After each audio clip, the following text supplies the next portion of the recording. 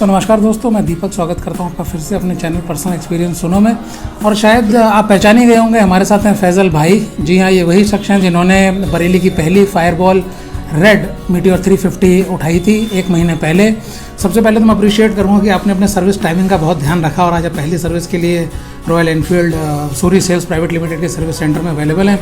तो एग्जैक्टली कितने दिन हो गए आपको बाइक लिए हुए? एग्जैक्टली तो 20 डेज अप्रॉक्स 20 डेज हो गए। 20 डे हो चुके हैं आज। सो 30 डेज या 500 किलोमीटर्स है कि आपको सर्विस करानी होती, तो आपने 500 किलोमीटर चला लिया है। 500 से तो काफ़ी ऊपर चला दी मेरी, अब ये 900 हो गई थी। 900 चला लिया आपने 20 दिन में। और मैंने ली है गाड़ी 23 सितंबर को और मेरी गाड़ी आज चली है 400 450। हाँ, तो शायद मैं राइड कम करता हूँ, बातें ज़्यादा करता हूँ। सर्विस चले होंगे। हाँ, लेकिन सर्विस मैंने भी टाइम पे करा ली थी। तो सबसे अच्छी बात ये है कि आपने शायद अपनी सर्विस का ध्यान रखा। तो आपका 900 किलोमीटर तो मुझे लगता है कि काफ़ी अच्छा आपको राइडिंग एक्सपीरियंस अब हो गया होगा। और आपने शायद मुझे पहले बताया था जब आप बाइक लेने आए थे कि आप उससे पहले पैशन राइड करते थे। जी। तो सबसे पहले मुझे बताइए, 900 किलोमीटर सिटी राइड है या आपने बाहर भी कहीं इसको लेकर गए ऑफ रोडिंग वगैरह के लिए? कुछ ऑफ राइडिंग तो अभी तक नहीं किया, सिटी राइड है और जो हाईवे राइड है। तो क्या एवरेज लगा आपको इसका पहली सर्विस से पहले? एवरेज तो मैंने चेक नहीं किया कितना है ना, मैंने निकाला, बट समहाउ जो अपने एक्सपीरियंस से मेरे को 25 to 30 लगा। 25 to 30 आपको एवरेज निकाला नहीं है, बट मेरे को लगा है ऐसा। ओके, तो आप बताओ आपको कितने टाइम लगा सर्विस में आज मुझे सर्विस में अप्रॉक्स 4 आवर्स लगे। 4 आवर्स लगे। सो आई थिंक रमेश जी भी हमारे साथ अवेलेबल हैं जिनसे आप पहले मिल चुके हैं। रमेश जी, 4 घंटे टाइम कुछ ज़्यादा नहीं है? नहीं, 4 घंटे इसमें ज़्यादा नहीं है, इसमें काम थोड़ा ज़्यादा होता है। अच्छा। और महीन काम होता है थोड़ा सा। अच्छा। हर चीज़ चेक करनी होती है, नई बाइक है, हर चीज़ चेक करने के बाद में ही गाड़ी दी जाती है। क्यों? इसके टंकी खोल के राकर रबड़ जो होते हैं सील, वो सील चेक करने पड़ती है कि सील कहीं से लीकेज तो ना हो गाड़ी में। इसकी सर्विस क्लासिक 350 से काफ़ी अलग है। वो से पूरा इंजन ही अलग है। इंजन अलग है। इंजन ही अलग है इसका। चैन पे है, उस पे कैम पे है, उसकी लीकेज नहीं होती है इतनी। जो इसमें पॉइंट तो पता चल जाते हैं कि हमें जो चेंज करना है, कवर खोलना है, फिर टाइमिंग को सेट करना है, ऊपर टॉप अप करके इसके टैपिट चेक करनी है। चेक करने के बाद में इसे सील लगाने पड़ती है अलग से रबड़ के साथ। तो क्लासिक 350 की जो आप सर्विस करते हैं फर्स्ट सर्विस, और जो आपने इसकी मीटियोर 350 की सर्विस की है, तो कुछ ऐसी चीज़ें आपको कॉमन लगी या कुछ नई चीज़ें लगी जो इसमें प्रॉब्लम थी 1 महीने बाद? इसमें प्रॉब्लम नहीं होती है सर, ये सब चेकअप होता है गाड़ी का। कंपनी में क्या है कि इसके हेड के ऊपर ऑयल गैलरी है लगी हुई। तो ऑयल गैलरी को चेक करना पड़ता है कि ऑयल प्रॉपर आ रहा है कि नहीं आ रहा है। और अपने जो होती है इलेक्ट्रिक क्लासिक होती है, उसमें ऑयल पंप पैसे ही पता चल जाता है अपना उठ रहा है कि नहीं उठ रहा है। ओके। सो फैजल जी, आपने कुछ कमियां ऐसी महसूस करी गाड़ी में जो आपने नोटिस की थी कि मैं सर्विस सेंटर आऊँगा? अगर आपने मेरा पहला वीडियो देखा हो, जैसे मैंने कहा था एक लिस्ट बना लेनी चाहिए अगर हम सर्विस सेंटर आते हैं तो। लिस्ट बना के आया था। लिस्ट बना कर आए थे, तो बताएंगे कुछ क्या क्या व्यूअर्स की क्या क्या प्रॉब्लम आपने नोटिस की थी? एक तो मेरे को सबसे मेन प्रॉब्लम जो लगी थी वो मेरे को 20 दिन हो चुके हैं और 900 किलोमीटर अप्रॉक्स मैंने राइड की है जी। तो उसमें जब मैं बाइक चला रहा हूँ, मैं 80s 90s पे चलाता हूँ, तो उस पर जब मैं चला रहा हूँ तो 4th गियर मैंने डाला तो automatically it is shifted to gear number 3। चौथा गियर डालने पे ऑटोमेटिकली 3rd में चली जा रही थी। कभी कभी ऐसा नहीं है, ओके, हर बार हो रहा है। बट अगर मैं 10 टाइम्स कर रहा हूँ तो एक बार हो रहा है। लेकिन प्रॉब्लम हो रहा है। अच्छा, ये मेरे को लगी अभी तक 3 बार लगी जितने टाइम राइड करने पे। और कोई प्रॉब्लम लगी आपको ऐसी? एक प्रॉब्लम ये थी कि जब मैं रियर ब्रेक जब मैं मारा था तो किट की आवाज़ आती थी। वो अभी मैंने चेक किया, अब तो खैर सर्विस के बाद नहीं है, बट हाँ वो मेरे को लगती थी। मैंने जब जो ASM sir I think Naveen sir, उनसे बात की थी तो वो बता रहे थे कि बिकॉज ऑफ ABS जो एंटी ब्रेकिंग सिस्टम है उसकी वजह से ये शायद क्लिकिंग साउंड है। तो आप रेयर और फ्रंट दोनों का कॉम्बिनेशन यूज करते हैं क्योंकि उसी से मैक्सिमम पावर नहीं ऐसा हो जाता है। कभी कभी हमारा क्या होता है, पहली बाइक जो चला रहे हैं, दूसरी वाली एंटी लॉक भी सिस्टम नहीं थी, अब जो चला रहे हैं जे बाइक, इसमें क्या है पहले ब्रेक लगाएंगे तो वो ब्रेक पकड़ेगा और छोड़ेगा, वो लगेगा जैसे हमें झटका लग रहा है। ओके। दोनों ब्रेक साथ में लेना चाहिए। सो ये जो बता रहे हैं कि उसमें क्लिकिंग नॉइज आ रही थी, उसका कोई रीजन आपको पता चला? हाँ, वो यही है कि प्रॉपर एक से ब्रेक हमने नहीं लिया, जो झटका बता रहा है ना लग रहा है ब्रेक का, वो प्रॉपर क्लिच में थोड़ा सा लूजिंग था। वो आप गियर का बता रहे हैं? हाँ, वो गियर का। आप गियर से क्लिच का ही ब्रेक का ही सिस्टम है। जैसे हम ब्रेक लेंगे क्लिच लूज होगा तो झटका थोड़ा सा लगेगा। ओके, उसकी वजह से वो किट साउंड आ रही थी जो आ रही थी। ओके।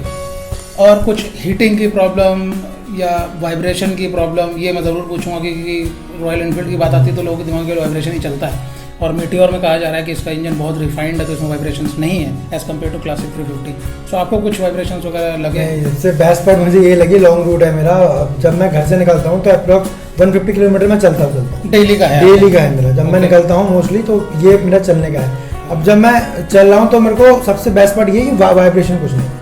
मैक्सिमम कितनी स्पीड तक ले गए आप? मैक्सिमम 120 पे ले गए। 120 ले गए आप इसको, और आपको कोई भी वाइब्रेशन नहीं, कुछ भी। बेस्ट पार्ट तो यही है इसका।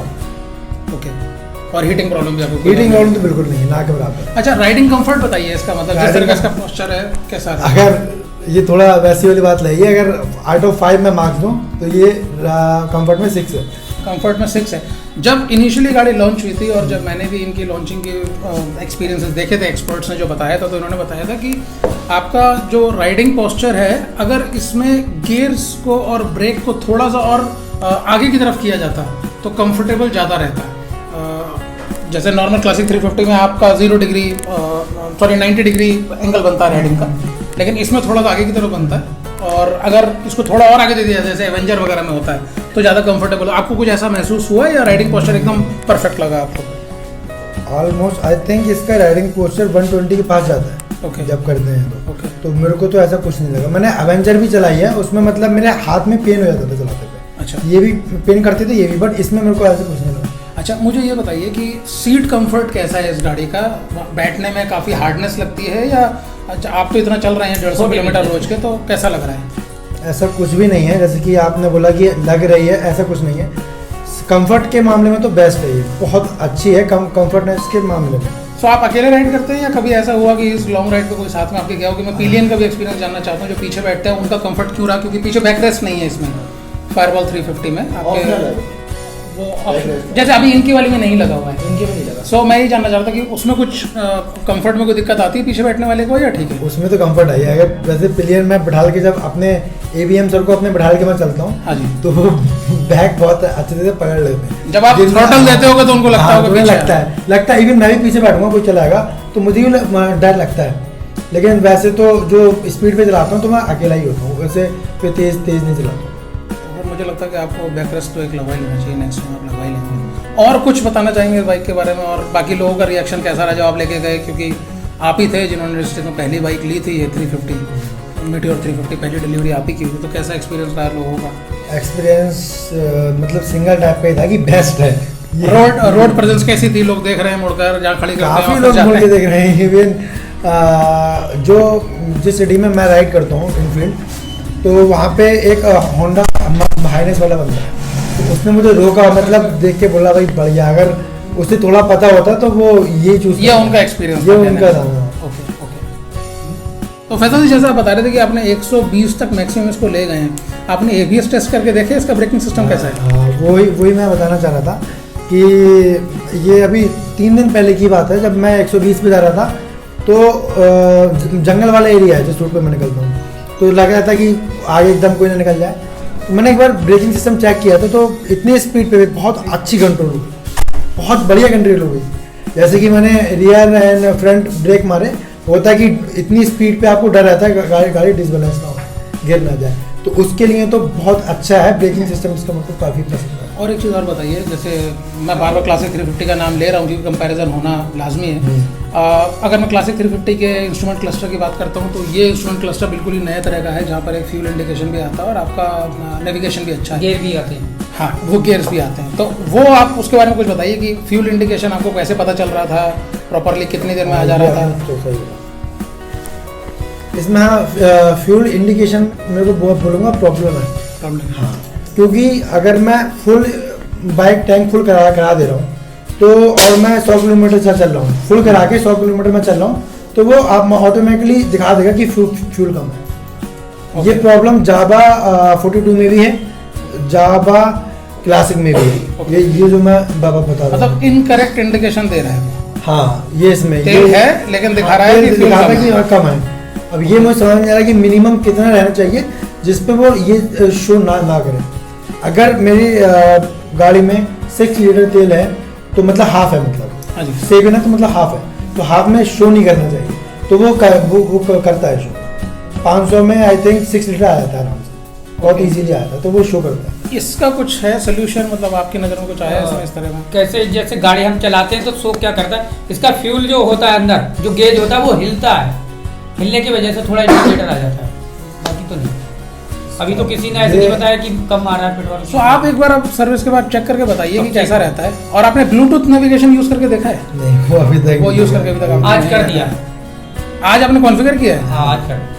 फैजल जी आप कुछ कहना चाहेंगे, मतलब फाइनल कमेंट्स आपके? हाँ, तो मैं ये बोलना चाहूँगा जितने भी लोग हैं वहाँ पे, please like comment and subscribe, क्योंकि यहाँ पे आपको बेस्ट मतलब ओरिजिनल कंटेंट देखने को मिलता है, जो आपको और जो बाइकर्स हैं, मैं भी काफ़ी मैंने भी सब्सक्राइब कर रखा है, पर मेरे को वो कंटेंट देखने को नहीं मिलता है जो दीपक जी कवर करते हैं। तो उस for that content please subscribe to the personal experience. Thank you Faizal ji, and मैं कोशिश करता रहूँगा कि मैं वही कंटेंट लाता रहूँ जो सही है और जो एक एंड यूज़र तक जाना चाहिए, और जो अनबायस्ड एक्सपीरियंस है और जो अनबायस्ड अप्रोच है हमारी वही रहे। थैंक यू सो मच हमारे बनने के लिए। और रमेश जी मैं आपको फिर थैंक यू बोलूँगा। दिक्कत ये है कि मैं आपको शिफ्ट के एंड में ही रोक पाता हूँ हर बार, but thank you so very much बने रहने के लिए। Faisal ji thank you so very much हमारा वेट करने के लिए। आपको काफ़ी देर हो गई, मुझे लगता है आपको काफ़ी दूर जाना भी है। मैं आपकी नेक्स्ट सर्विस का वेट करूँगा, और नेक्स्ट सर्विस पर आप प्लीज़ मुझे इन्फॉर्म कीजिएगा, हम फिर से एक बार बात करेंगे। सो आई थिंक मेरे मुँह से नहीं, किसी रॉयल एनफील्ड इंजीनियर के मुँह से नहीं, I think you are talking to someone who has recently purchased, has more than 900 kilometers of riding experience with Meteor 350।